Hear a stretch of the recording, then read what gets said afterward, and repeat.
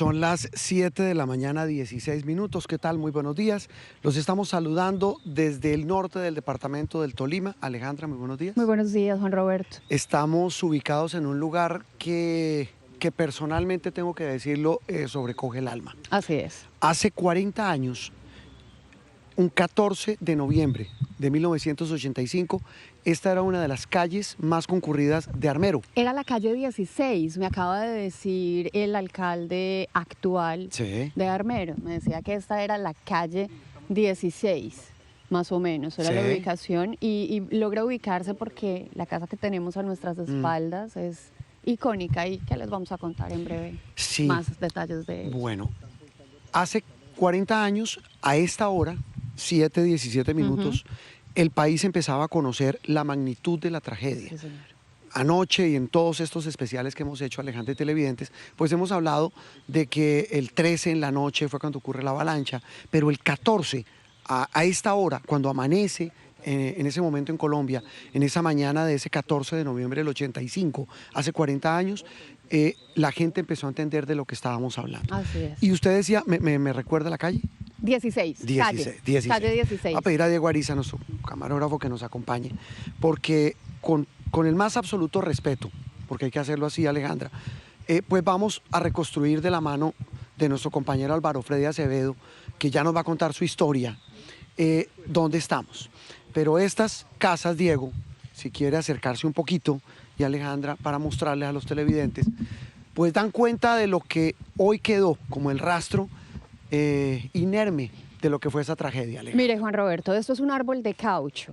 Me explicaban que en la cordillera central hay cultivos de caucho y este árbol empezó a abrazar la casa y por eso es que se le conoce como la casa del árbol, porque toda la estructura y las raíces de este árbol están abrazando lo poco que dejó la avalancha de Armero, como usted bien lo describía, con el despuntar del día, el 14 de noviembre de 1985, Colombia y el mundo conoció la magnitud de devastación de esta tragedia.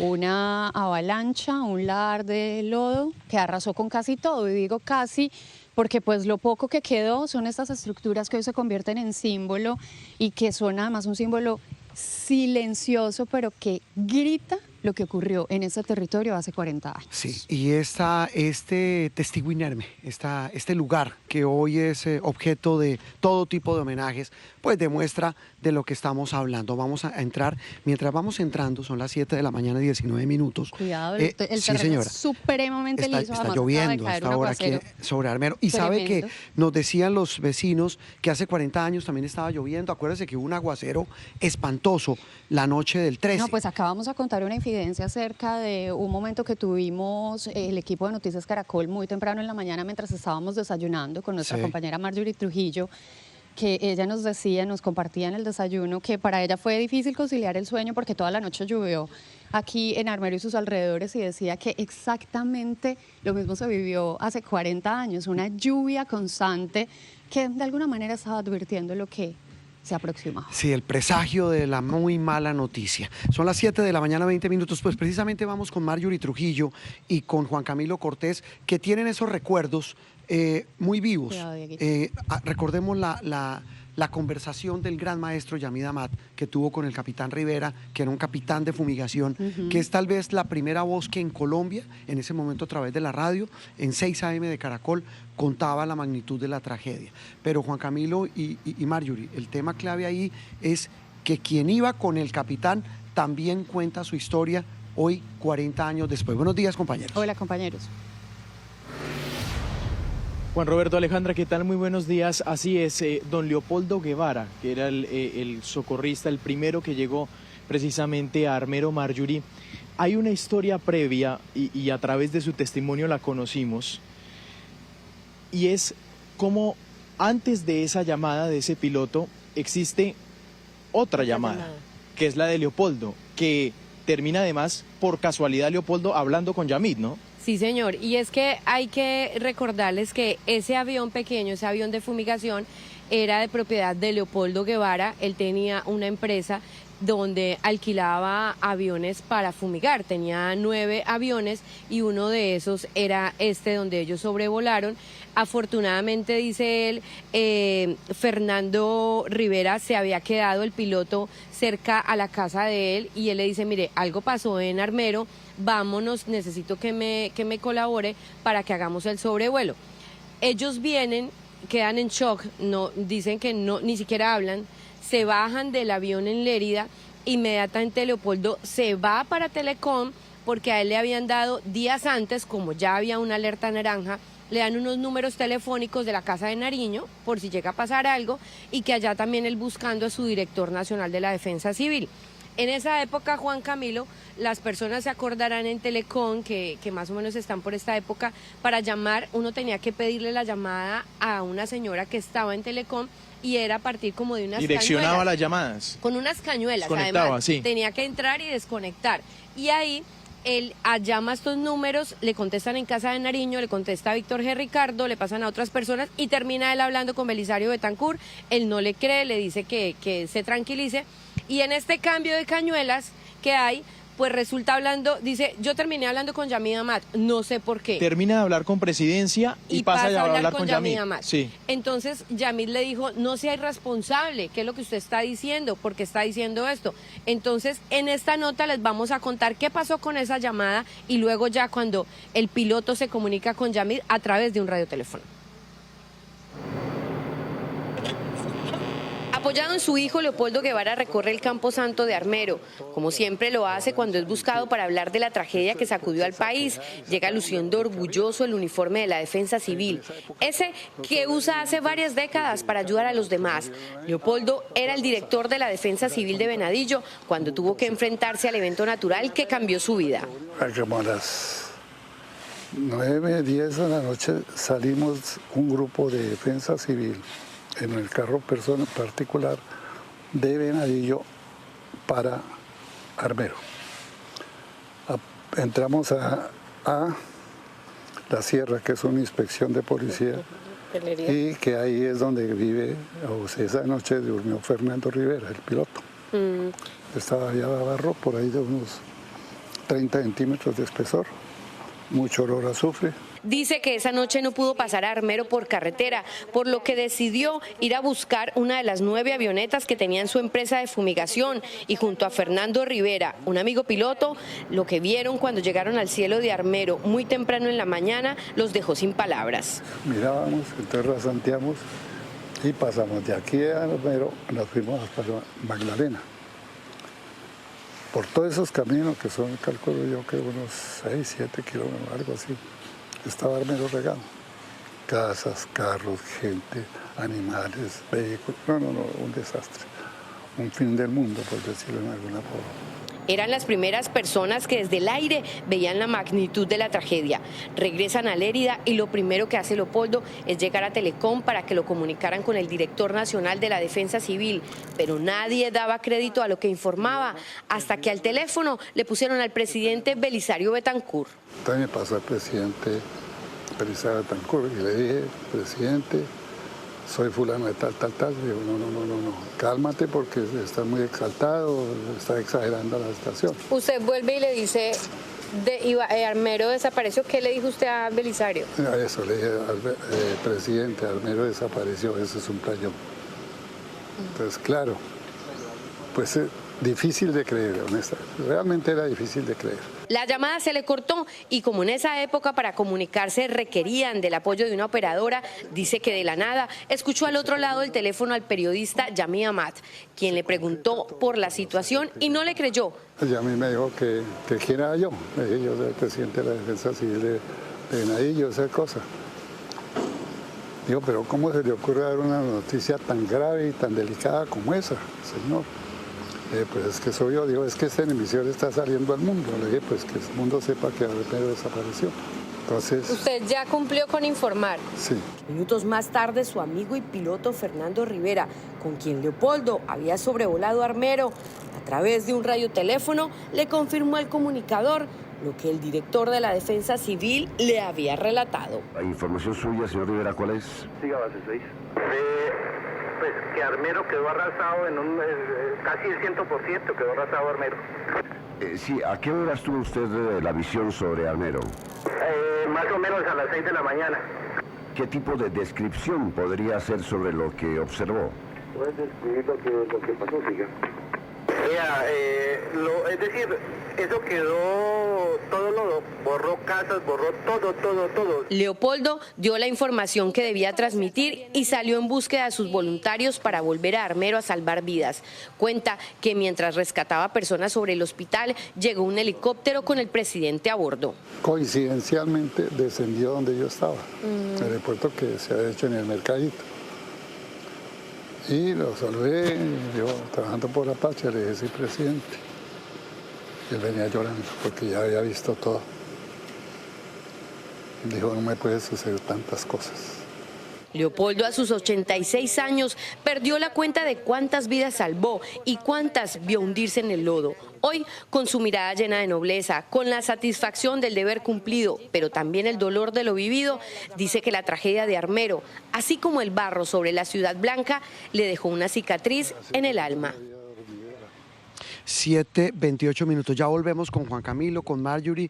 Esa crónica es fascinante, ese relato del señor Leopoldo, al que vimos anoche en el evento de reconocimiento de lo que quedó de la iglesia San Lorenzo, Alejandra, y televidentes, pues es maravillosa. Es un hombre maravilloso que hoy conserva esa lucidez y esa bondad para contar lo que hizo, para salvar a los que podía aquí en Armero. Y estamos viendo, Alejandra, las imágenes de esas ruinas con el dron de Noticias Caracol. El 14 de noviembre de 1985, con la luz del día, no llegó el alivio, No. llegó la verdad, llegó el dolor absoluto de que un municipio entero, 25.000 vidas, casas, historias, escuelas, habían desaparecido. Eso cambió no solamente la geografía, sino también la historia del país. Mire, estas ruinas, habíamos entrado a otra casa con el apoyo de nuestro compañero camarógrafo Diego Ariza, y hay otra, esto que contaba Alejandra hace un rato,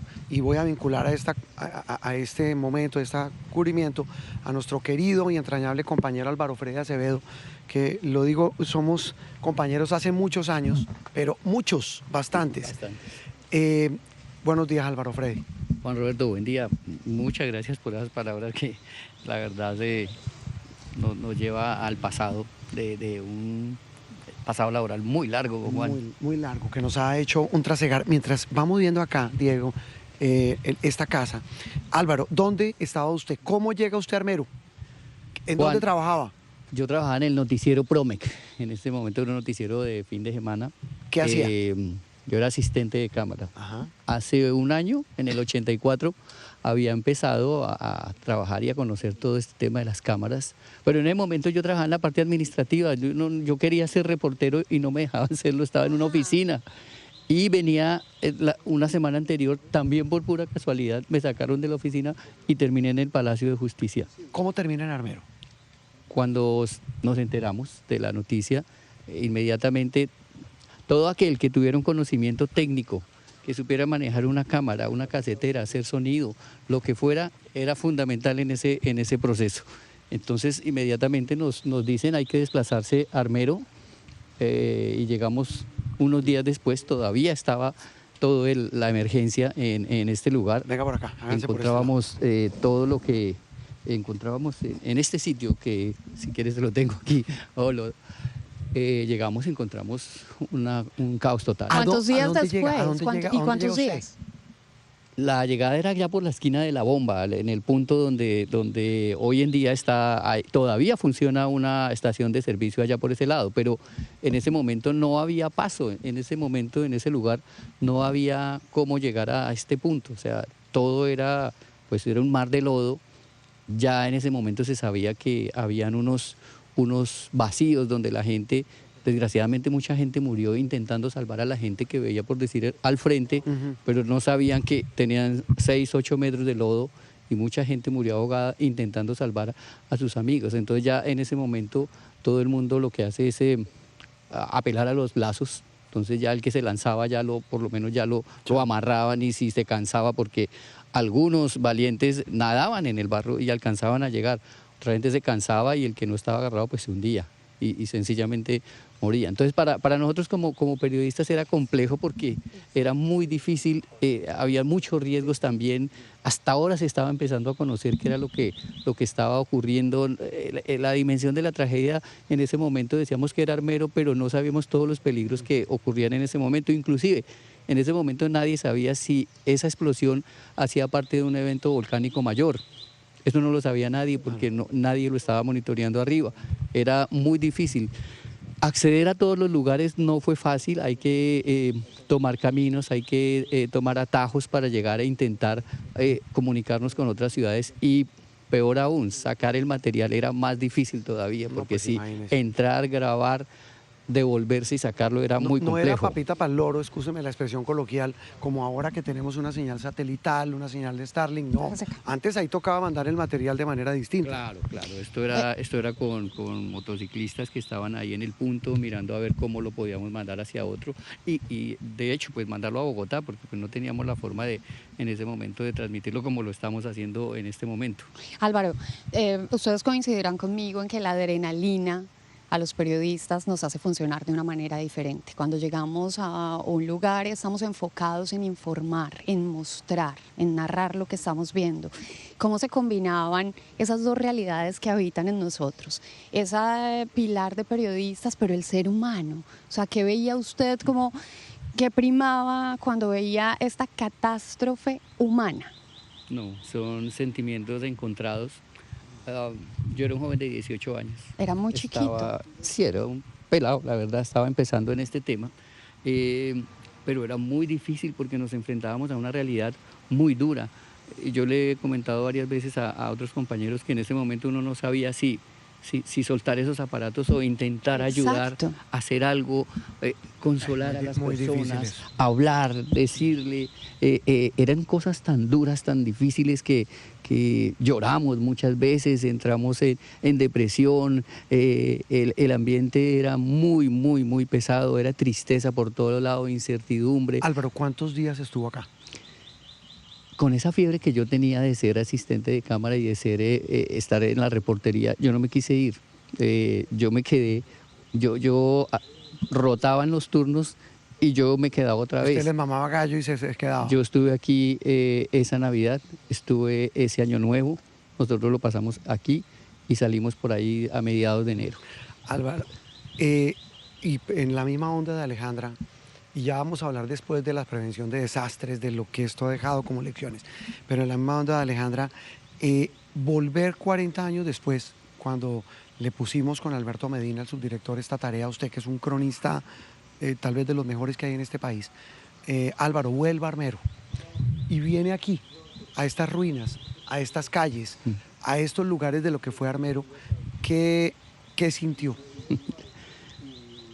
Yo creo que siempre va a haber un dolor grande, un dolor muy profundo de todas las personas que estuvimos aquí en Armero porque la llevamos en el alma, sufrimos con las personas que sufrían, nos dolía lo que pasaba, nos dolían las fosas comunes, nos dolía la incertidumbre de la gente, las familias partidas y siempre yo, pues digamos en 40 años hemos estado en gran parte de las conmemoraciones y yo siempre siento que venir a Armero siempre es que entrar un poco en el corazón adolorido el nuestro y imagínense, el de la gente, que es peor, que son los que estaban acá. Yo hace un momento cuando recorríamos estas casas, yo pensaba y siempre, y lo tenemos en una historia que tenemos preparada, que son, en estas casas fueron tan felices las personas,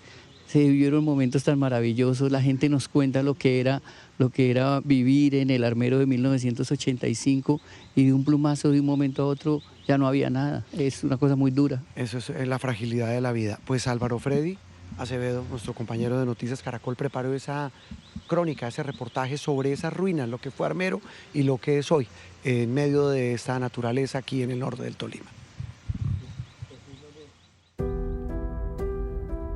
El dron avanza por las ruinas de Armero. A su paso se encuentra esta vivienda que luce firme en medio de la manigua.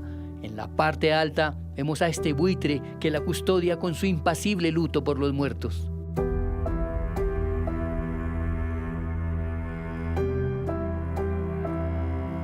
No muy lejos de allí, esta formidable casa fue atrapada por un inmenso árbol que la abraza sin tumbarla. Sus raíces se recuestan por sus muros sin reclamar su territorio.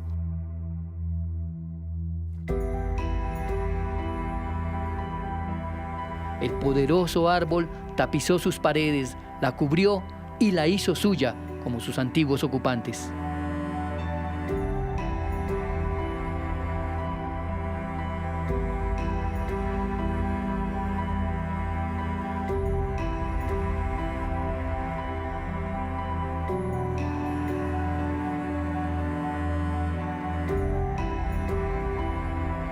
Nuestro recorrido nos muestra calles vacías que se quedaron sin dueños.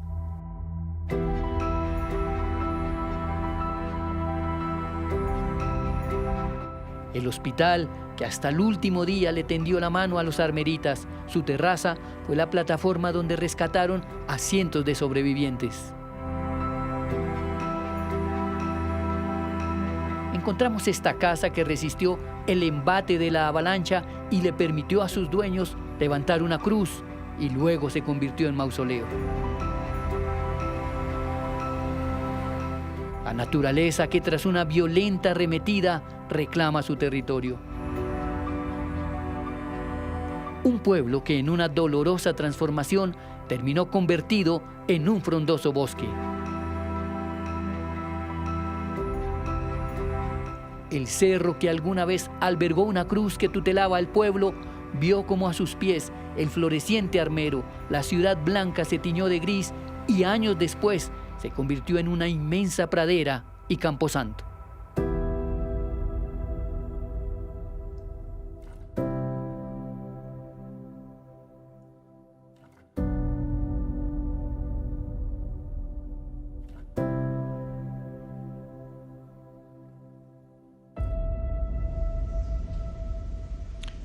Las 7 de la mañana, 39 minutos. Las ruinas de Armero, 40 años después. Hoy, hace exactamente 40 años, Alejandra, el país estaba conociendo la magnitud de la tragedia. Del caos absoluto y de la oscuridad profunda que se vivía en la noche del 13 de noviembre, se pasó a ese golpe de realidad que llegó con la luz del día 14, del día siguiente, que fue un viernes también, coincidencialmente un viernes, y testigo de todos esos crudos momentos fue el alcalde Mauricio Cuéllar, alcalde de Armero, sobreviviente de la tragedia, que nos acompaña en esta mañana en Noticias Caracol. Le hago una moción de orden. Testigo muy chiquito. Sí, tenía 16 años usted. No, 6 años. 6 alcalde, años. Mauricio Cuéllar Arias, alcalde de Armero Guayabal, ¿no? De Armero Guayabal. Sí. A raíz de la tragedia, por una ordenanza del 86 de la Asamblea Departamental, fue trasladada la cabecera municipal de la extinta ciudad de Armero al corregimiento de Guayabal. Y desde ahí somos heteronominales. Somos el nombre del municipio es Armero, cabecera municipal Guayabal. Buenos días, alcalde. Gracias por acompañarnos. Juan, buen día a usted, Alejandra, buen día. Y gracias por visibilizar un municipio que se niega a morir. Esa es la clave. Antes de hablar del municipio, lo que le preguntaba a Alejandra, ¿dónde estaba usted hace 40 años? Bien, nosotros vivíamos en un barrio que se llama el barrio Santander, que quedaba cerca del matadero municipal. Esa noche nosotros estábamos con mi hermano y mi mamá. Mi papá no se encontraba en la casa. ¿Cuántos años tenía usted? 6 años. ¿Y su hermano? Mi hermano tenía 8 años. ¿Y su papá por qué no estaba en la casa? Porque él tenía unos negocios en Mariquita y esa noche, por coincidencia de la vida, se había quedado en Mariquita. Pero precisamente, pues mi mamá siente la bulla, el ruido de las personas fuera de la casa, gente corriendo, como la laraca, como decimos nosotros, y ella pues decide salir con mi hermano de una mano, conmigo de la otra, y arrancar a correr.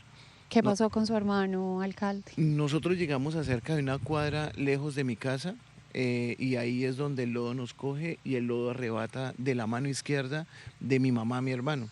Y hasta este momento no hay certeza de si él está fallecido o está perdido. Ayer mira que nos entregan el libro rojo donde hay nombres de muchos niños que fueron entregados en adopción y que muchos de sus familiares no lo supieron. ¿Usted nunca supo si su hermano sobrevivió o murió? Nunca lo supimos y mis padres han gastado esfuerzos y temas económicos tratando de buscarlo porque muchos dicen que lo vieron en medios en Perú, que los vieron en Ecuador. Bueno, eso se creó toda una nebulosa de información que precisamente no permitía dar claridad acerca de eso.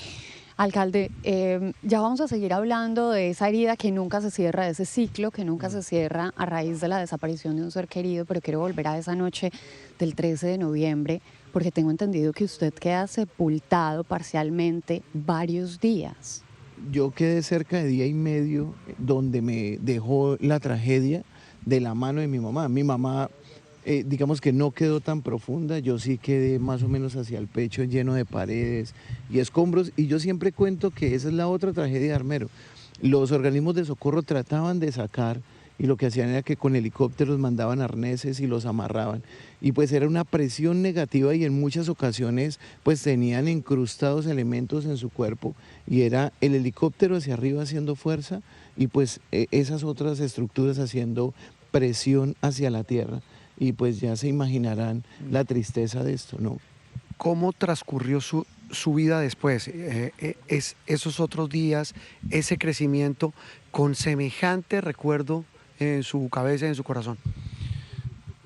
Pues yo a los 6 años, digamos que con noción de niño, lo que trataba era de entender que había sido era como un sueño, de que lo que había pasado en realidad era como una parte de un sueño de imágenes que no quería como mantener latentes.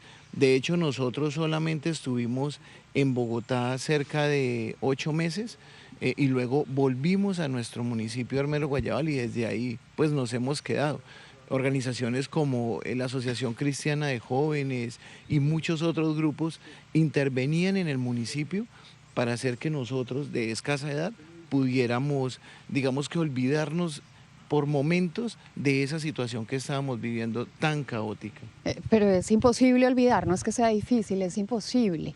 Además del dolor, los recuerdos con los que usted ha tenido que lidiar toda su vida, también le ha tocado lidiar con la culpa que de alguna manera siente su mamá. Usted ha relatado cómo su mamá tiene una cantidad de pensamientos acerca de lo que ocurrió esa noche y la desaparición de su hermano. Total, mi mamá es una mujer de 85 años hoy. Y hace por lo menos 4 días ella tiene una carga emocional muy alta. De hecho, yo ayer que la tuve conmigo ahí sentada todo el tiempo porque yo soy como su polvo a tierra. En su momento, pues los dos vivimos la tragedia, pero hace más o menos unos 4 días ella viene presentando unos cambios de emociones, muchas lágrimas, de recuerdos. Y hoy que soy papá, entiendo que la pérdida de un hijo y vivirlo a una edad adulta, una tragedia como esta, donde solo la misericordia de Dios hace que estemos hoy con vida, pues es bien difícil. Alcalde, hablemos un poco de los recuerdos a la cruda realidad. ¿Qué ha pasado con Armero? Usted ahora es alcalde de Armero Guayabal y tiene que lidiar además con lo que pasa en esta zona. ¿Cómo lo lidian? ¿En qué les han ayudado los gobiernos? ¿Qué le piden ustedes al gobierno nacional? Y se lo pregunto porque esta mañana estaba leyendo una noticia que el gobierno quiere promover que Armero se ha convertido en un bien de interés cultural. Pero más allá de los títulos nobiliarios, ¿qué significa para ustedes estar incrustados en medio de una tragedia que pareciera no morir, como dice Alejandro? Ustedes nos acompañaron, por ejemplo, ayer en la inauguración de lo que era la iglesia San Lorenzo, de cómo quedó de hermosa. Pero este territorio, que es un territorio tan amplio, es un territorio que necesita tener la presencia y la mano del gobierno nacional. Para nosotros, como un municipio de 6ª categoría, es imposible con el presupuesto mantener una extensión de tierra tan grande y mantener y preservar un patrimonio como este. Por eso, leyes como la 1632 del 2013, la 2505 del 25 y el documento COMPES, que le da fuerza a esa ley para la reconstrucción de Armero, para la creación del Museo de la Memoria Histórica de Armero, para lo que tiene que ver con todos los temas de desarrollo, están ahí quietos, o sea, muchos de ellos. pero no hay que dejar a un lado que los gobiernos tímidamente se han interesado en situaciones. Hoy Armero cuenta con un parque Omaira, que en el gobierno Santos fue creado, y yo no puedo ser desagradecido y pensar que en este momento, pese a que quisiera que fuera mucho más rápido y tuviéramos una mayor inversión, pues se han hecho inversiones. Ayer mismo se estaban entregando con el ministro de Salud 2 puestos de salud y dotaciones. Es importante, eso sirve. Así es, el Ministerio de Cultura estaba entregando el Teatro Municipal con adecuaciones y una serie de actividades que se vienen haciendo con ellos. Fontur hoy está con nosotros haciendo la Feria de los Sabores y los Saberes desde el municipio de Armero Guayabal va a estar todo este fin de semana.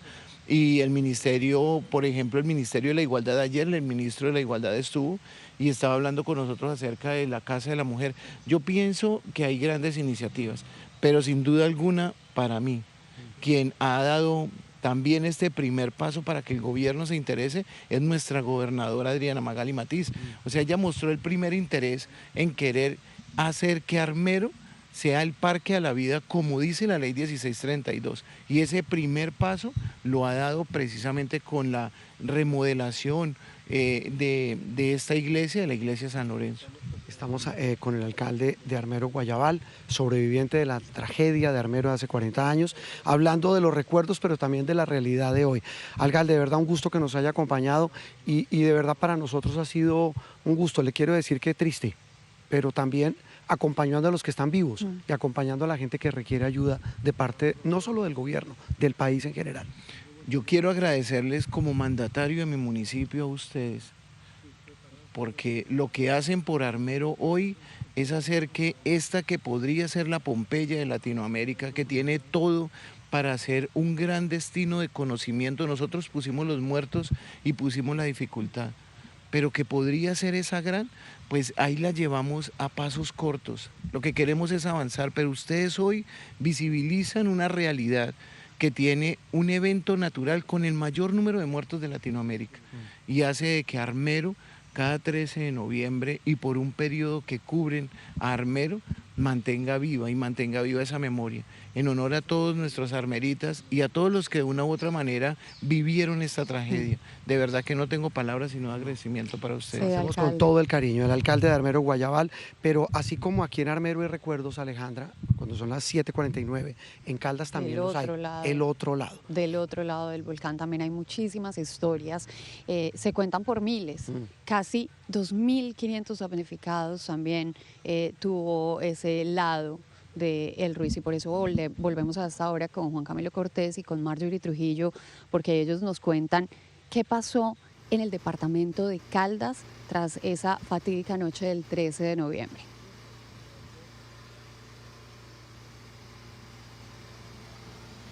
Sí, señora, y es que como también lo contábamos aquí, como Yadi Villaquira, una sobreviviente de Armero, nos decía que a ellos nunca les devolvieron su pueblo, tiene que ver mucho con lo que vamos a contarles a la gente, ese reclamo que nunca se les puso en un lugar, y precisamente es que en Chinchiná se repite esta historia, Juan, porque allí se niegan a salir de este lugar. Exactamente, en Caldas, mientras muchos sobrevivientes de la avalancha le huyen a otra tragedia, otros pues se aferran a su territorio.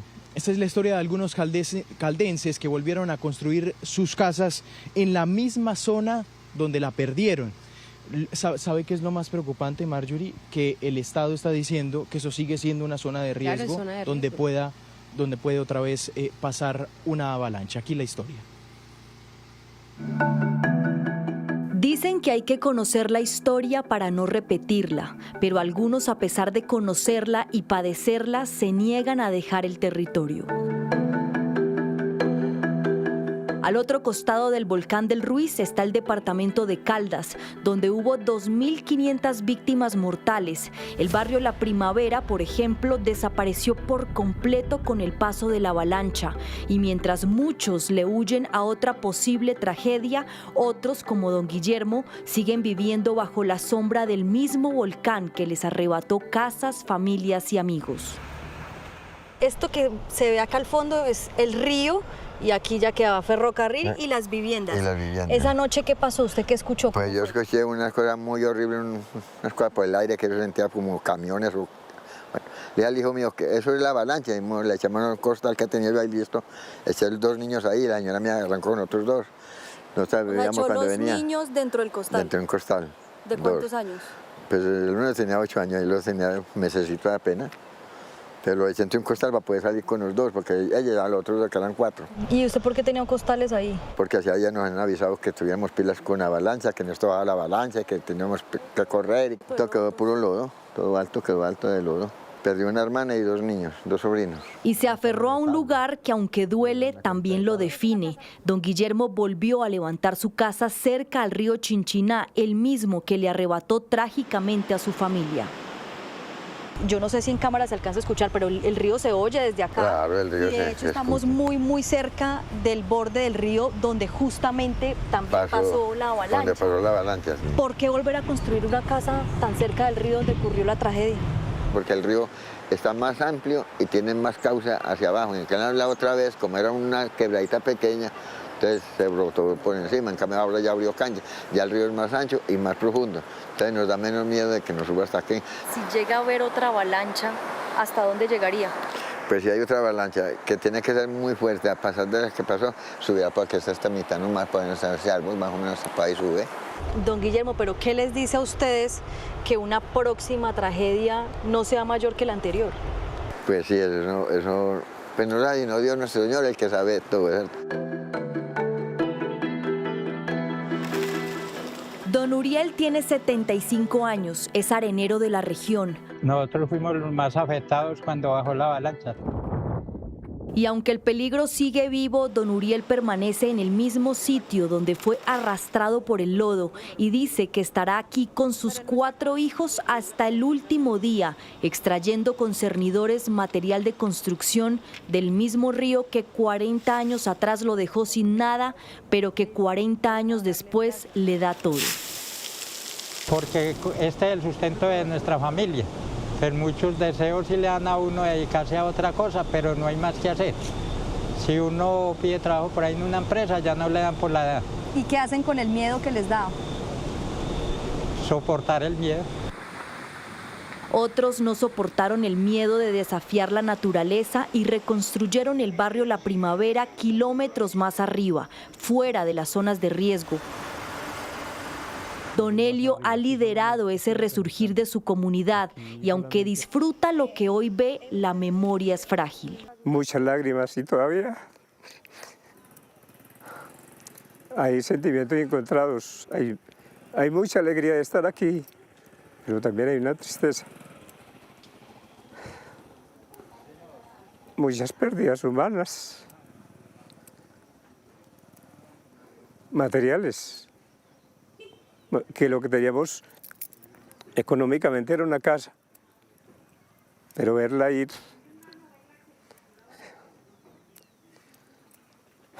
es duro. Se quiebra de solo recordar cómo por intentar salvar a los niños de su barrio junto a su esposa, por poco son arrastrados. Cuando subimos arriba nos faltó una niña. Yo me volví a buscar y ya venía subiendo, solita. ¿Y por qué se quedó? No, porque creí que el niño de Julana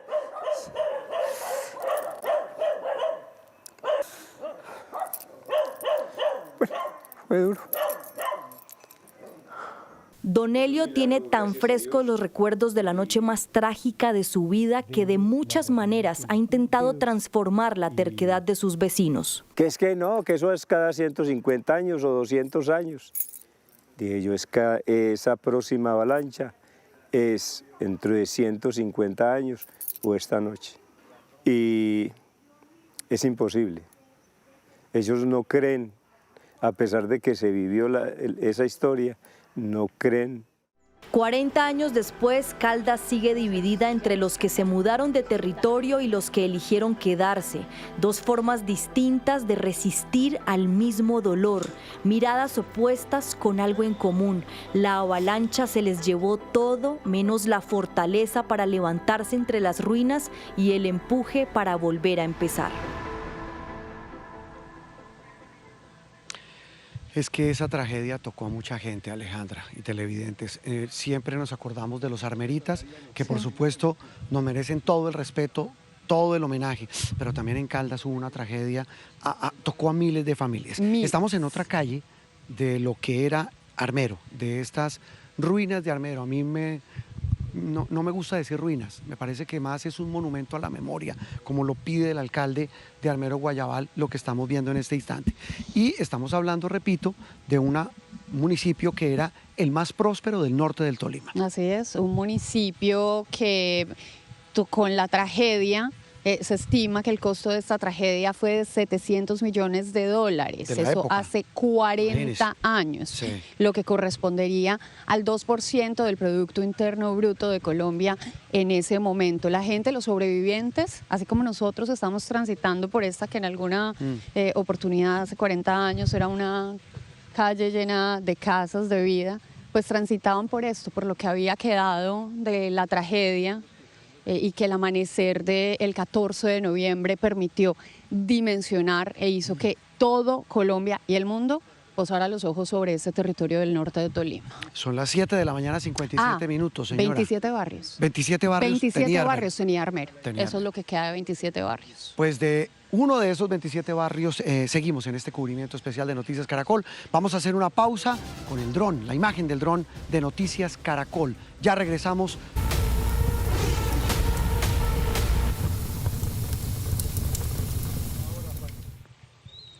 Son las 8 de la mañana, 6 minutos. La imagen que ustedes ven es del dron de Noticias Caracol que sobrevuela a esta hora Armero, 40 años después. Hoy, 14 de noviembre, hace exactamente 40 años, el país estaba conociendo la magnitud de la tragedia. Nos acompaña en esta cobertura Alejandra, lo ha hecho durante todos estos días, sino que es que hoy lo tenemos de invitado. Es que sí. Nuestro compañero Álvaro El hombre Freddy que les ha narrado a ustedes todo lo que ha pasado y cómo se encuentra este territorio 40 años después. Hoy está entrevistado porque hace 40 años fue de alguna manera protagonista. Álvaro Freddy. Asistente de cámara, ¿no? Sí.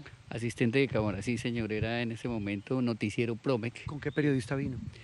Adriana María Amaya se llamaba la periodista. Los presentadores eran Gustavo Niño Mendoza, Beatriz Gómez, noticiero de fin de semana, eran las productoras de la época. ¿Qué hace un asistente de cámara? En esa época nosotros trabajamos en formato 3/4, es decir, no eran las cámaras que tenemos hoy, que son camcorder, un solo aparato, era casetera, cámara. ¿Pesaba esa casetera? Pesaba esta vida y la otra, y con esa casetera uno corría, aquí miraba sus niveles de video, de audio, la batería, tenía que decirle al camarógrafo si había video o no. Esos cables se dañaban cada nada y a veces el camarógrafo grababa y resulta que no estaba grabando. Esa era la responsabilidad del asistente. ¿Y dónde me deja el trípode? Bueno, y los trípodes de la época que eran, hoy son una pluma, en esa época era y con pesado. Todo ese peso de los equipos técnicos, estaba también el peso de tener que lidiar con lo que había evidenciado la luz del día, que la tragedia de Armero superaba cualquier descripción que se pudiera hacer con palabras, Alvarito, y por eso las imágenes son tan importantes, Juan Roberto, porque nos permiten recordar y revivir lo que... Son sin duda fundamentales para ese registro de hoy, porque sobre todo para las nuevas generaciones, que lo entienden. Claro, es muy importante y ese es el documento fílmico, el que queda ahí. Ese es como, digamos, la evidencia de todo lo que ocurrió. Ahora, los que estuvimos acá, que vivimos y que vimos esas imágenes, esas quedan grabadas en la memoria y como me preguntaba Aleja hace un momento, eso no se olvida nunca. ¿Qué hace uno cuando cierra los ojos? Para que esa película, y 40 años después todavía están ahí. Claro, cada vez que uno se aproxima del 13 de noviembre, inmediatamente eso es un flashback que inmediatamente lo lleva a ese momento. ¿Sabe quién vivió ese flashback? Lo vimos el fin de semana y bien vale la pena recordarlo de nuevo. Germán Santamaría, ese gran maestro cronista del tiempo que habló con nuestro subdirector Alberto Medina. Bien vale la pena hoy, 14 de noviembre, recordar ese testimonio. Con las imágenes de Omar, que es otro de los símbolos de esa tragedia, escuchemos a Germán Santamaría hablando con Alberto Medina. Salió de Palacio de Justicia Armero en un margen de una semana. Yo estaba cubriendo el Palacio de Justicia. Yo estaba cerca a la Plaza de Bolívar cuando empezó el tiroteo y duré 38 horas ahí en la casa del florero. yo presencié todo. Y si ustedes revisan en una hemeroteca la primera página del Tiempo de esos días, pues yo tengo las crónicas de todos esos acontecimientos del Palacio de Justicia de primera mano. Y una semana después viene lo de Armero. Entonces a mí me sacan del Palacio de Justicia y me mandan para Armero.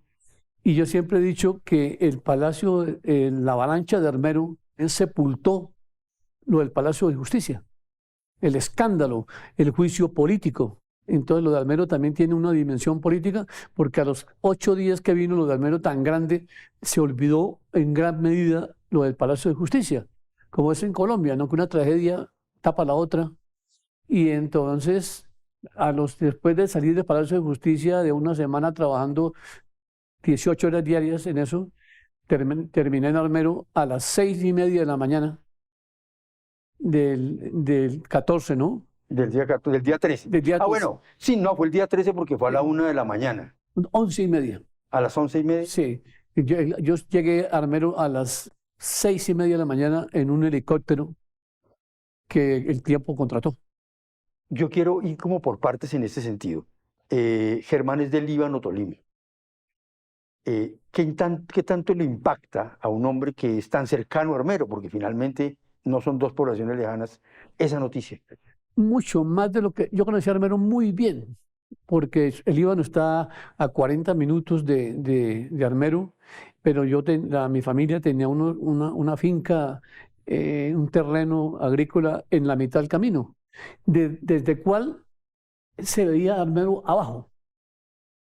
Entonces yo, siendo de Líbano, en toda mi niñez íbamos a Armero muchas veces. Yo conocí a Armero, sus calles, su iglesia.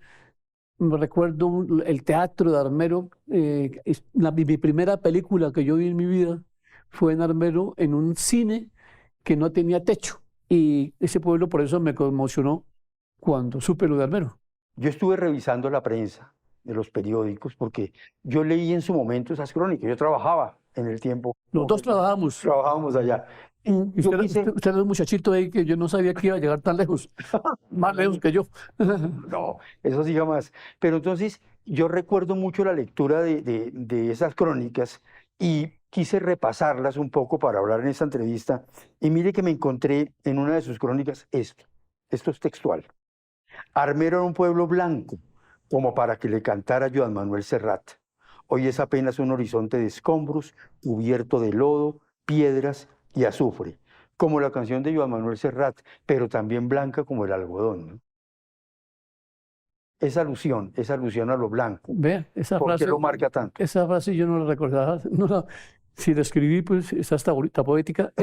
Es hermosa, ¿verdad? Sí. En medio de la tragedia, pues. Sí, en medio de la tragedia. Es que como yo conocía tanto el pueblo, entonces hay que ver lo que pasó. A las 12 de la noche me llamaron del Tiempo Rafael Santos y me dijo, mire, que parece que en Armero, Tolima, dijo usted de por allá, me dijo él, hay una tragedia muy grande, hay muchos muertos, algo está pasando. Necesitamos que usted viaje a Armero. Yo vivía en el barrio Niza, en Bogotá, y a las 6:15 de la mañana llegó un helicóptero y aterrizó en el parque de Niza, un parquecito, despertó a toda la gente del parque, del barrio, porque ahí nunca ha llegado un helicóptero, y el helicóptero salí yo con un fotógrafo, Jorge Parga, que acaba de fallecer, un gran fotógrafo. Y entonces, a las 6:40 estábamos en Armero. Yo como conocía tanto Armero, entonces el helicóptero llegó a Mariquita y yo le dije al capitán, yo le decía, volteé aquí, siga, y de pronto yo vi una plancha, como una laguna, y donde estaba Armero, yo dije, uy, Armero desapareció. Porque yo inmediatamente entendí la magnitud porque yo conocía al pueblo, pero perfectamente. Entonces yo dije, no hay nada, se desapareció. Y comenzamos el helicóptero a dar unas vueltas, y yo al capitán le decía, voltee. Y entonces cuando vimos la terraza del hospital, que era un tercer piso, y la terraza así, como era un tercer piso, alcanzó a quedar el último piso, la terraza por fuera de la avalancha, del lodo. Yo le dije, aterricemos ahí. Y el helicóptero bajó 6:45 de la mañana. Y cuando se abrió la puerta del helicóptero, yo sentí un frío que es muy extraño porque era un pueblo muy caliente, o es. que venía como un frío, una brisa. Y cuando yo me bajé del helicóptero, comienza la gente a salir del lodo desnuda alrededor y levantaba las manos como zombies, como gente desnuda, gente herida, sangrando y gritando y pidiendo auxilio. Y el helicóptero prendió el motor y yo bajé con Parga. Y yo dije, eso es terrible. Entonces, la primera reacción fue tratar de subir gente herida, ni siquiera. Yo perdí la dimensión del periodismo y de que no ibas a preguntarles a ellos pues qué les pasó ni qué pasó aquí, sino que comenzamos a subir gente al helicóptero, al aparato, como 4 o 5 personas o 6 personas heridas. Que tenían la posibilidad ustedes de rescatar. Es que salían del lodo, como los muertos resucitando, como zombies desnudos y sangrantes y gritando. Y el helicóptero fue a Mariquita a llevarlo y yo me quedé ahí. Y ahí empezó todo durante 4 días que estuve y casi un año yendo a Armero y ahí empezó Mire todo. que hay una frasecita que yo anoté por acá, ahora que hablaba de Armero, ya no existe, que fue esa primera imagen. Sí. Mire lo que escribió, para que se acuerde. El título era Armero ya no existe. Y decía, desde lo que fue Armero, Armero ya no existe. Estoy de pie sobre la plancha que fuera la terraza del hospital. Y veo un inmenso playón de arena, una superficie limpia, todo como una gigantesca rampa pavimentada. Ahí, a mis pies, yacen 15.000 personas muertas, sepultadas, enterradas para siempre. Entonces, yo dije, esto tuvo que ser un golpe muy fuerte para Germán, ver esa imagen. Sí, tal vez se pueden reunir las dos metáforas que usted leyó pasada, porque el pueblito blanco, porque al menos le llamaban la ciudad blanca. ¿Por qué la ciudad blanca? Porque era una ciudad algodonera. Era la capital del algodón en Colombia y tenía muchas casas blancas, pero era fundamentalmente por el algodón. Era la capital algodonera de Colombia, claro, con grandes haciendas de algodón. Entonces, por eso el pueblito blanco de Cerrado, yo tenía la memoria y verlo de una manera sombría, de una manera oscura, en ese lodo, que era un lodo oscuro. Era un pantano terrible y la gente saliendo como los muertos resucitando. Entonces era como la poesía, no la poesía, sino la épica o la tragedia de la muerte, que a veces la muerte se ensaña sobre lo que es bello, lo que es bonito. La muerte nos quita lo mejor de nosotros mismos. Hay un capítulo muy particular ahora que hablaba de Jorge Parga, porque lo acompañaron Parga, Ángel, Carlos Caicedo. Carlos Caicedo, sí. Hay un reportaje en particular, una crónica en particular que habla de los fotógrafos. Mía. Suya. Yo todo estoy hablando de la... Esa no la recuerdo. No, dice los fotógrafos. Pero de pronto hay un episodio que usted cuenta ahí, y es que, claro, ellos estaban haciendo sus fotos, usted estaba también recogiendo sus impresiones, y en un momento dado se encuentra con Carlos Caicedo, se abrazan y se ponen a llorar. Sí. ¿Recuerda ese episodio? Sí. Pero me acuerdo porque la tragedia es el miércoles y el viernes, hacia el atardecer del viernes, es cuando nos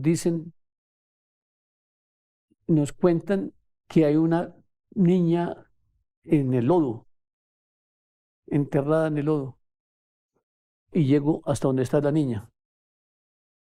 Voy, se le toman las fotos a la niña. Omaira Sánchez. Estamos ahí 15 minutos, 20 minutos. Todavía no ha llegado nadie. Solamente estaba un socorrista y un policía, no más, y nosotros. Después llegan más periodistas. Entonces analizamos la situación, que no podían sacarla porque estaba aprisionada de manera de la parte del cuerpo de abajo con la plancha de la casa de ella o de otra casa, que se necesitaba una motobomba para sacar el agua. Que era como sacar el agua del mar, ¿no? Como sacar el agua del mar, que fue el otro día cuando yo llevé la motobomba. Entonces, cuando le tomamos las fotos y todo, y fuimos al helicóptero para volar a Bogotá.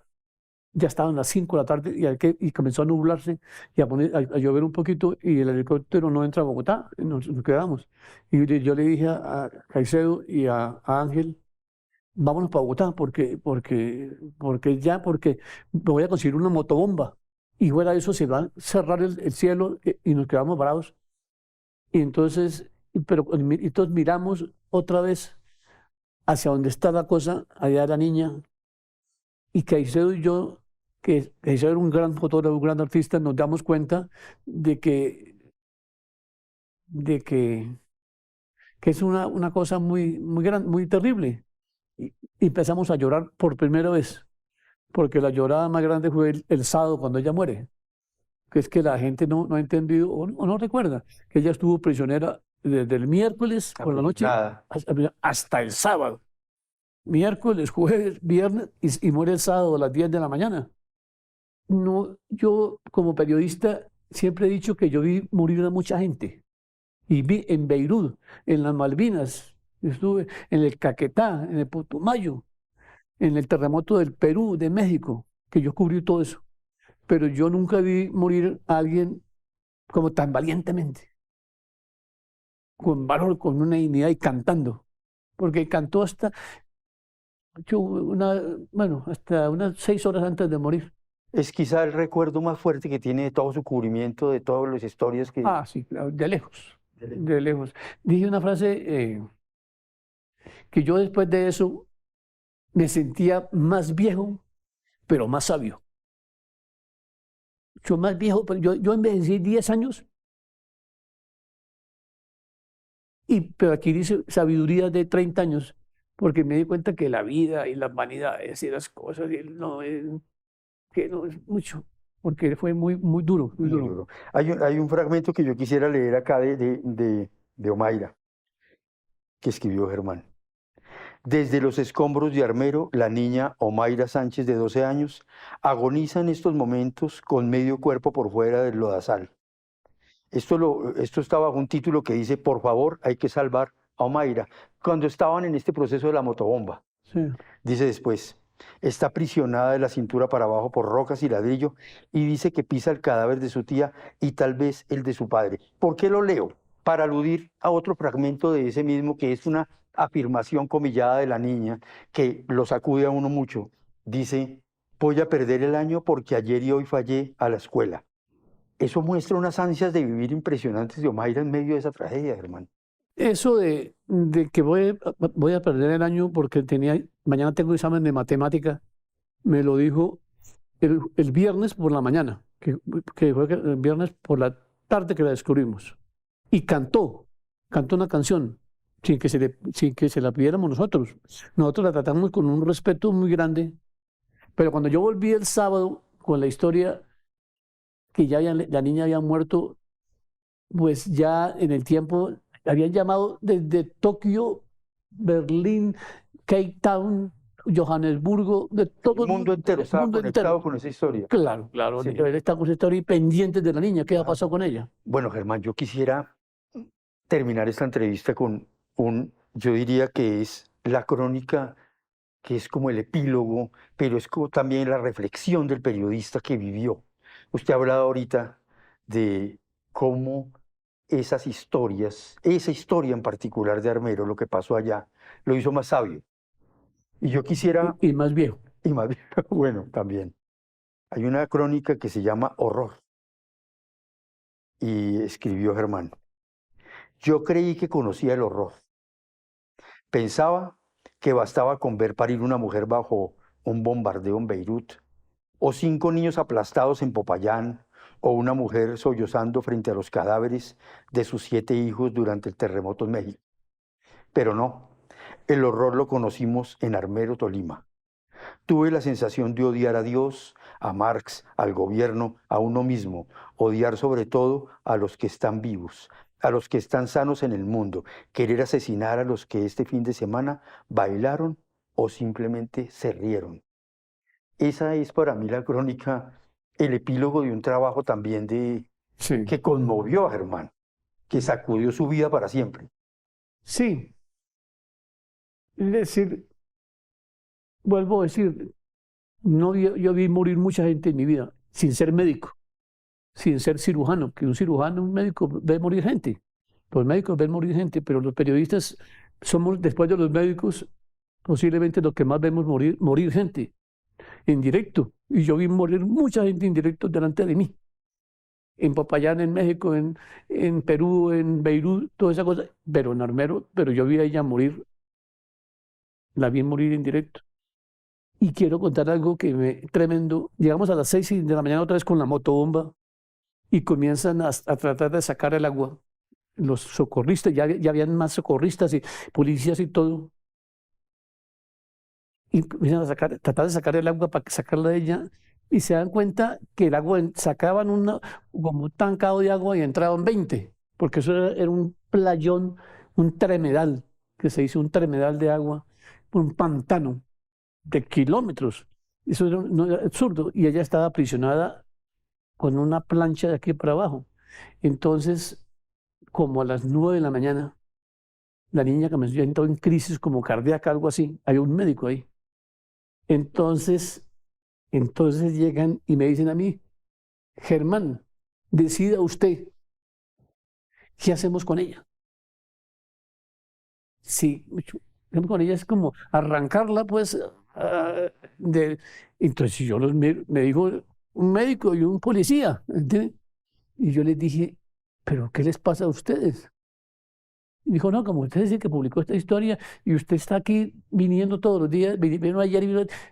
Y dije, no, pero yo no puedo decidir sobre la vida o la muerte de esa niña. No me echen a mí, por favor, no me echen a mí sobre eso, no sean... Y yo les eché una carga muy pesada. Les eché un madrazo. Entonces yo dije, no, a mí no me echen esa responsabilidad, Dios mío, yo no puedo decidir sobre eso. Entonces, pasaban los minutos, y entonces comenzó la niña como en agonía. Entonces yo me tapé la cara y yo me fui caminando como 10 metros a distancia. Pues y cuando sentí la gritería, yo volví y ya ella estaba muerta, estaba desgonzada así, su cabeza. Entonces me dijeron, ¿y ahora qué hacemos con ella? Entonces yo dije, eso sí, yo tomé la decisión.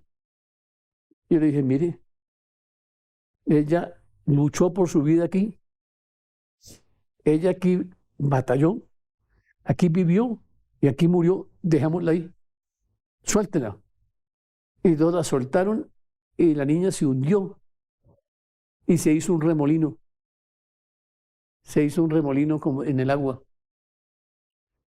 Un remolino. Como una burbuja, así. Ella se hundió. Entonces, ahí fue realmente cuando yo caminé y me encontré por segunda vez a Carlos Caicedo, que estaba ahí, y yo lo abracé y nos pusimos a llorar infinitamente. A llorar y a llorar. Una voz privilegiada, un hombre que... Privilegiados nosotros, tener claro, la oportunidad. La voz privilegiada de un hombre que cubrió no solamente este evento, muchos, pero que obviamente lo marcó buena parte del ejercicio del periodismo. Nos acompaña Álvaro Freddy Acevedo, estamos en este cubrimiento especial de Noticias Caracol, 40 años después de la tragedia de Armero. Y quiero arrancar, Alejandra, estábamos hablando fuera de cámaras, le preguntábamos que él hace 40 años que hizo aquí, era asistente de cámara del noticiero Promec. La casetera, eso era una cosa, el cassette era como así, ¿no? El 3/4. No, pero era una cosa así, ¿no? La casetera pesaba como un cargo de conciencia, ¿no? Eso era gigante. La cámara, claro, la cámara pesaba otro tanto. El trípode, las luces. Pero hablábamos algo que yo creo que es clave, rendir tributo a nuestros compañeros camarógrafos. Lo que pasó en Armero, lo que ha pasado en la historia de nuestro país y de nuestra sociedad no se sabría si no es por los compañeros de cámaras. Los camarógrafos de este país y todos los compañeros de esa época que estuvieron acá y en otras noticias muy importantes, tenemos la memoria reciente del país, la tenemos en la cabeza porque la vivimos. Es la historia contemporánea contada a través de imágenes, de vivencias, procesos de paz, desastres naturales, ellos fueron realmente los que crearon ese documento fílmico tan importante para la historia y yo creo que hay que rendir un tributo a todos. Absolutamente. De nada sacamos el periodista, pues si usted no tiene la cámara, el camarógrafo, el compañero que graba. Y la emoción, no hay nada. Ustedes no se imaginan lo que pasaba aquí detrás de cámaras cuando Álvaro Freddy narraba esas jornadas y cómo eran los equipos, la emoción de nuestros compañeros. Sí, porque pesan, es que además pesan un poquito menos que hace 40 años. Claro, pero además aquí la persona que está sosteniendo esa cámara por la cual ustedes obtienen esa señal es un hombre que está haciendo una sentadilla con una cámara que pesa 20 kilos al hombro, o sea que de verdad esta es la oportunidad perfecta para decirle a todos ellos millones de gracias. Y aquí estuvieron, como Diego Ariza, como tantos compañeros de Noticias Caracol en ese cubrimiento. Álvaro, 40 años después, lecciones. Y hay una que yo creo, señora, la veo haciendo caras. Sí, porque es que sabe que yo creo que no podemos privar a la gente de lo que nos contaba Álvaro hace unos minutos de cómo era el día a día, qué hacían, dónde dormían, qué comían, se bañaban, no se podían bañar. Eso. ¿Cómo era el cubrimiento? Difícil, como todos los cubrimientos de desastres naturales, no hay alojamientos, no hay comida, difícilmente se consigue agua. Uno piensa más en de pronto si hay alimentos para alguien que lo tiene que en uno mismo. Conseguir dónde dormir era muy difícil, había que buscar en alguno de los pueblos cercanos, pero también era difícil. Realmente esas son digamos, las vicisitudes que uno pasa en estos trabajos de la reportería, que siempre van a ser difíciles, el trabajo y lo que uno vive dentro del cubrimiento. Exactamente, la cobertura. Álvaro, las lecciones que deja una tragedia como esta 40 años después. Cuando a mí me preguntan qué deja Armero en un muchacho de 18 años, son las imágenes que no se pueden repetir nuevamente. Siempre escuchamos, Juan Roberto, que nos dicen que la tragedia de Armero no se puede repetir. A lo largo de los años en mis investigaciones, en trabajos sobre lo que ha ocurrido con la prevención del riesgo, me preocupa muchísimo que todavía existen en Colombia, yo podría decir que alrededor de 12 puntos que pueden ser nuevos armeros. ¿12 armeros puede haber? En la región. 12 en el país completo. La situación de Yopal, que está al frente del río Cravo Sur, que desemboca justamente al frente y ya tuvo una avalancha hace más de 30 años. Esto es cíclico, la naturaleza se repite y como ese hay muchos casos más. No se trata de ser alarmistas, no se trata de ser amarillistas como siempre nos dicen que porque estamos haciendo este tipo de informes. No, se trata de prevenir y evitar que se repita esto que vivimos acá. Pues de eso vamos a hablar a mediodía, las tragedias recurrentes. Álvaro, de verdad ha sido un gusto que nos acompañe esta mañana. Pues nos ha acompañado todos estos días, pero hoy de este lado del vidrio. Muchas gracias. No, un placer para ustedes, es un placer estar acá con ustedes. Muchísimas gracias. Son las 8 de la mañana, 32 minutos.